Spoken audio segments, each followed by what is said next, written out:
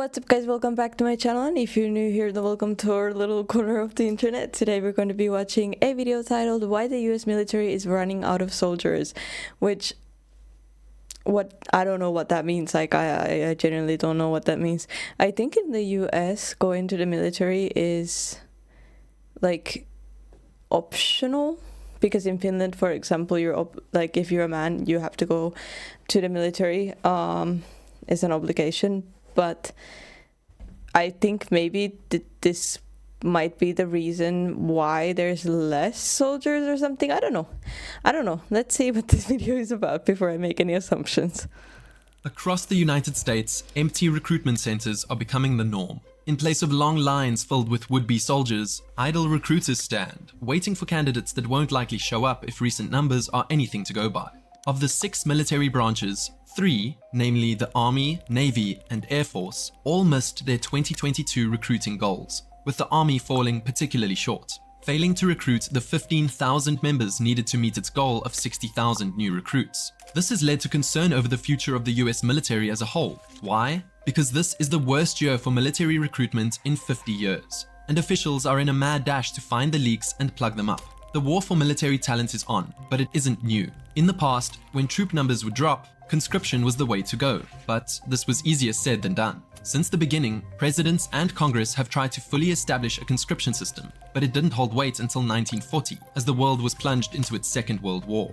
The Selective Training and Service Act was introduced, and all men aged 21 to 35 were registered for service, with a lottery-style draft to see who would serve. On December 7th, 1941, Japan struck first and declared war afterwards.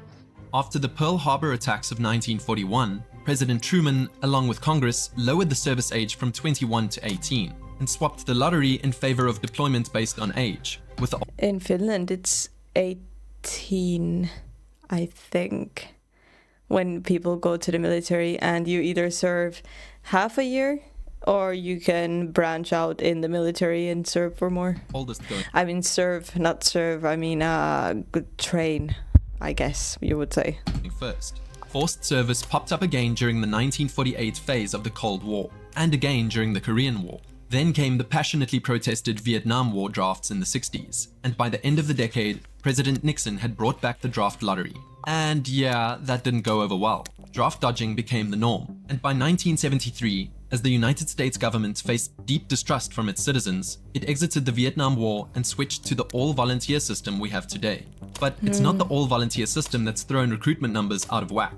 In fact, the US saw recruitment highs in 2009 when the Army surpassed its 65,000 recruit goal by 5,000 people. On the flip side though, the US military is no stranger to recruitment slumps. Take the dip in the late 90s as big tech created an employment wave, for example, or the one in 2005 after frustrations regarding the Iraq War and a strong economy left military recruitment lagging. So what's behind this particular rough patch? Well, according to the Department of Defense, or DoD's data, people aren't... I respect military people so much, because it's I don't know, it's to defend your country and everything is so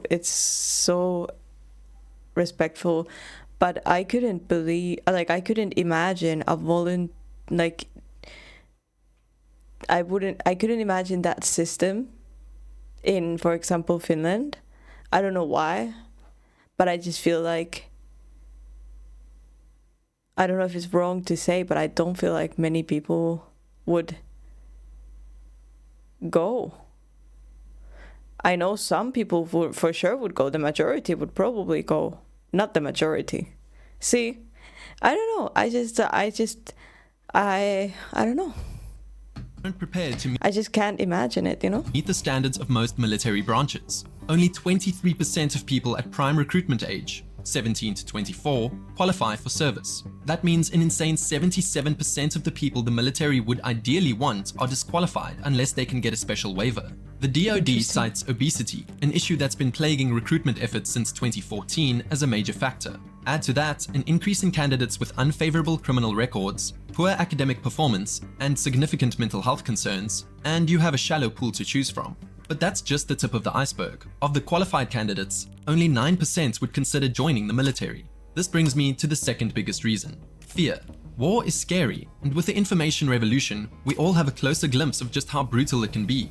57% of those surveyed by the DoD stated that they were scared of manifesting mental and emotional problems during and after service. The numbers revealed a significant hesitance to risk one's life and then come home and deal with the complexities that follow. I mean, it's no secret that the US's history of handling its veterans is complicated and riddled with disappointments. 99% of us got killed and we didn't get nothing for it. Over 10% of the country's homeless population consists of veterans, and though this number This makes me so sad.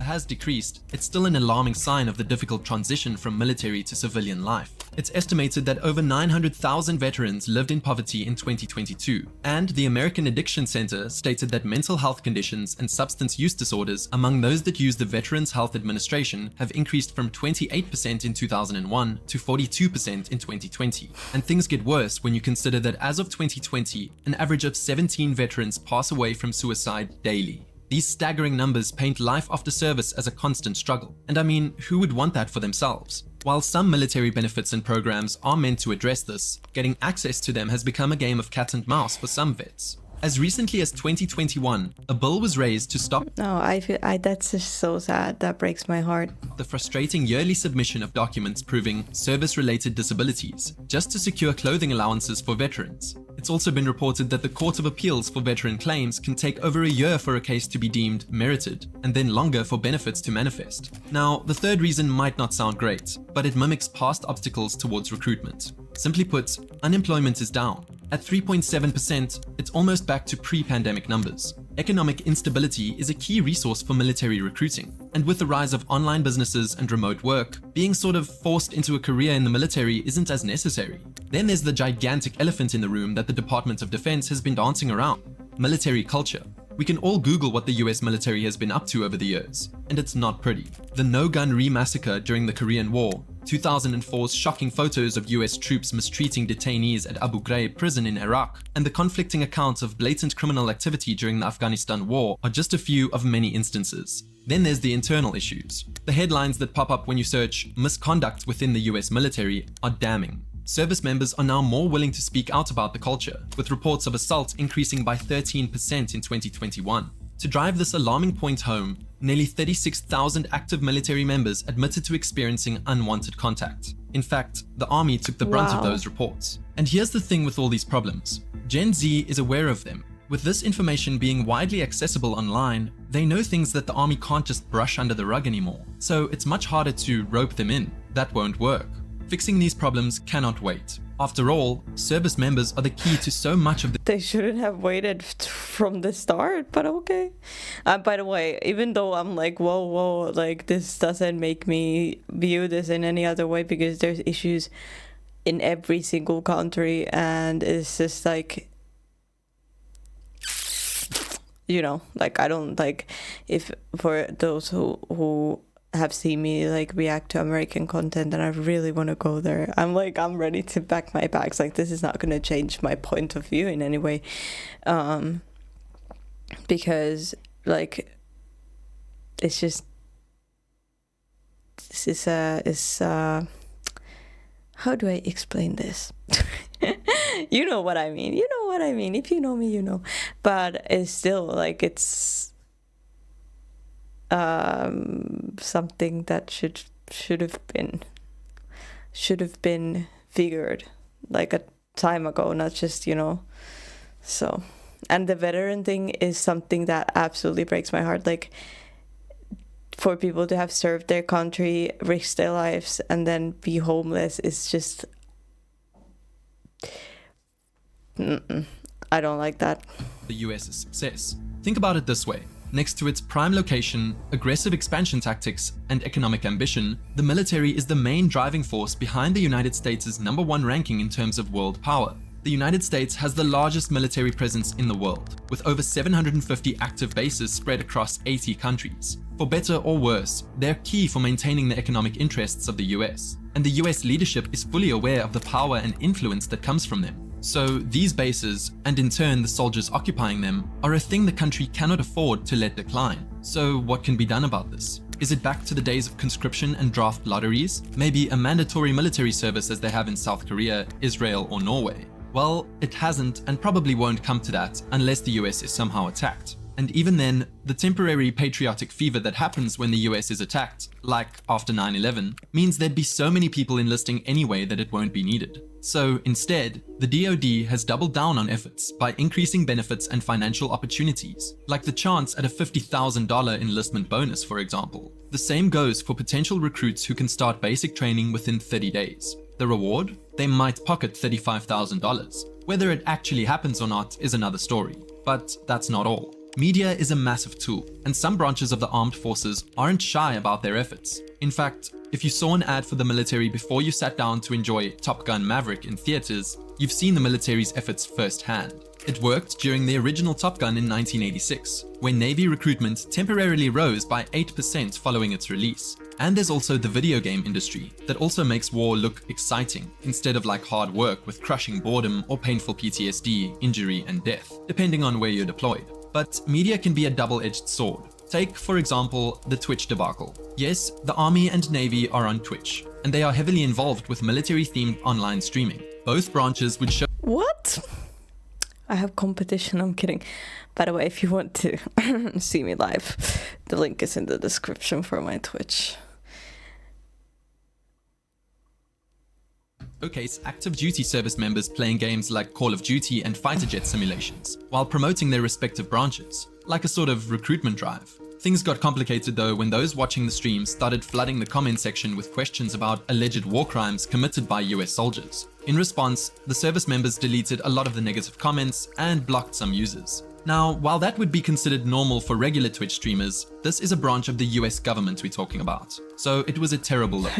In the end, the live streams were put on hold and it definitely did not convince people to join, but rather probably not to. Beyond the advertising though, some recruitment centers have waived previous deal breakers like neck tattoos. The Army even tried waiving high school diplomas as a requirement, but quickly scrapped that after the backlash. While the Navy increased its service recruitment age to 41, the national cutoff, and eased up its test standards for the Armed Forces Qualification Test, allowing below average testers to continue the recruitment process. The same decisions were made with the Army in 2008, which led to a temporary boom the following year. Keyword, temporary. This proves that while adjusting standards might work in the short term, long-lasting change requires much more. Then again, some of this issue might just be a sign of the times.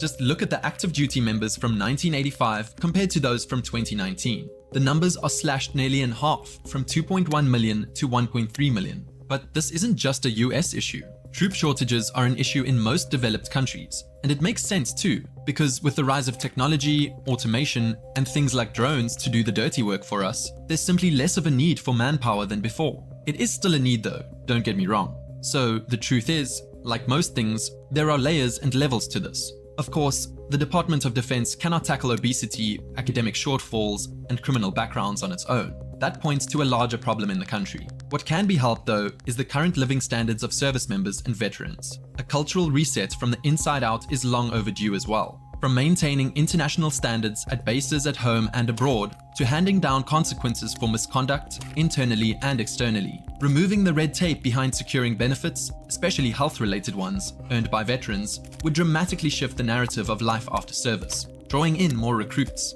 If the DoD wants to keep up with the changing times, they've got to change tactics. If not, the future of the US military will be a weak one, where subpar bases and disgruntled, mistreated soldiers weaken the US power structure, leading to a decline in the overall status of the country.